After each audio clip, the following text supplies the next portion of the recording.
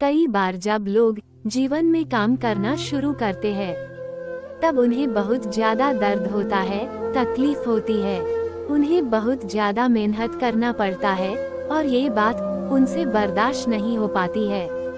उनका शरीर जवाब दे देता है और वो उस काम को छोड़कर किसी और तरकीब से सफल होने का प्रयास करते रहते हैं। लेकिन याद रखिएगा, इस प्रकार से कोई भी व्यक्ति जीवन में सफल नहीं हो पाता है। याद रखिएगा कि सफलता का मार्ग मेहनत, दर्द और तकलीफ से होकर गुजरेगा और यह आपको सहना ही पड़ेगा। तो इसके लिए आप हमेशा तैयार रहिए। तो चलिए इस बात को एक कहानी के माध्यम से समझते हैं। एक बार एक मूर्तिकार अपनी छीनी और हथौड़ी से एक पत्थर को भगवान की मूर्ति का आकार देने का प्रयास कर रहा था। जैसे ही वह छीनी पर अपना हथौड़ा चलाता, वो पत्थर चिल्लाने लगता और कहने लगता कि ये क्या कर रहे हो, मुझे इतना मार क्यों रहे हो, मुझे बहुत दुख हो रहा है, तकलीफ हो रही है, पीड़ा हो रही है, मुझे अपने हाल पर छोड़ दो और यहाँ से चले जाओ। मूर्तिकार ने उस पत्थर से कहा, मुझे बहुत अच्छे से पता है कि तुम्हें बहुत ज्यादा दर्द हो रहा है, तकलीफ हो रही है और तुम बहुत ही ज्यादा पीड़ा में हो। लेकिन यदि आज तुमने इस दर्द को नहीं सहा, इस तकलीफ को नहीं सहा, तो जीवन भर तुम इसी प्रकार से पड़े रहोगे। मुझे पता है कि तुम में आगे बढ़ने की अपार संभावना है। तुम एक बहुत अच्छे पत्थर हो, लेकिन यदि तुम इसी प्रकार से रहोगे तो कभी भी आगे नहीं बढ़ पाओगे। इतना कहकर मूर्तिकार औजार उठाए ही था कि पत्थर फिर से चिल्लाने लगा, गिड़गिड़ाने लगा और विनती करने लगा कि मुझे अपने हाल पर छोड़ दो। मुझे पता है कि जीवन के लिए कौन सी चीज सही है और कौन सी चीज गलत है।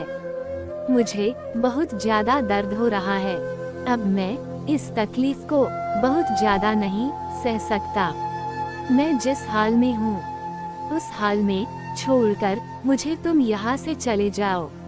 उस मूर्तिकार ने फिर से उस पत्थर को समझाने की कोशिश की।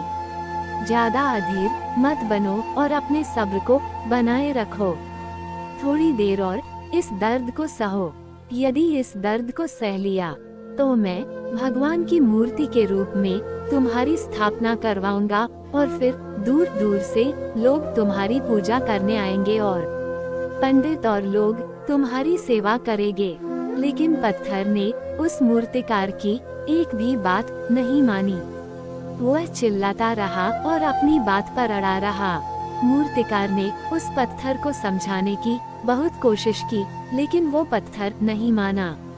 अब मूर्तिकार भी थक चुका था और वह उस पत्थर को छोड़कर आगे बढ़ गया और थोड़ी ही दूर जाकर देखा कि एक और बहुत ही अच्छा पत्थर वहाँ पड़ा हुआ है। उसने छीनी और हथौड़ी उठाई और उस पत्थर को मूर्ति बनाने के लिए तैयार हो गया। मूर्तिकार ने छीनी और हथौड़ी का वार दूसरे पत्थर पर जारी रखा।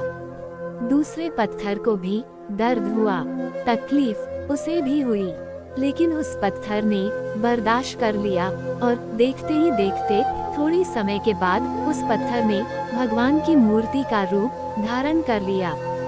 थोड़े दिन बाद उस मूर्ति की एक मंदिर में स्थापना हो गई।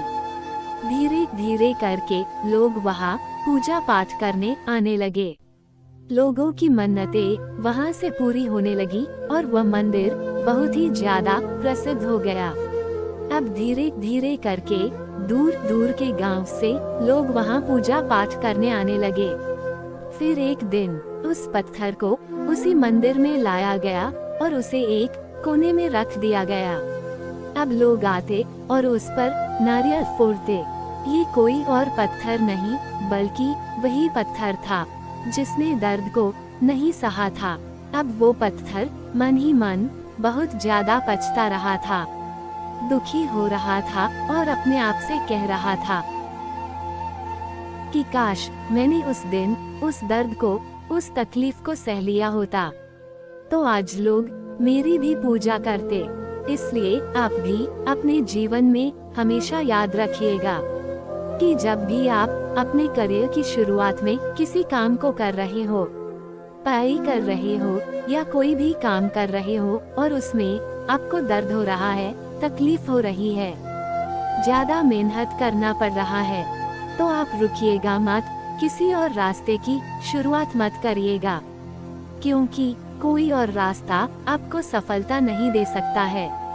आपको उस दर्द को, उस तकलीफ को सहना ही होगा और उस दर्द को, उस तकलीफ को सहकर आप ज्यादा मजबूत बनेंगे और तभी आप अपने जीवन में आगे बढ़ पाएंगे।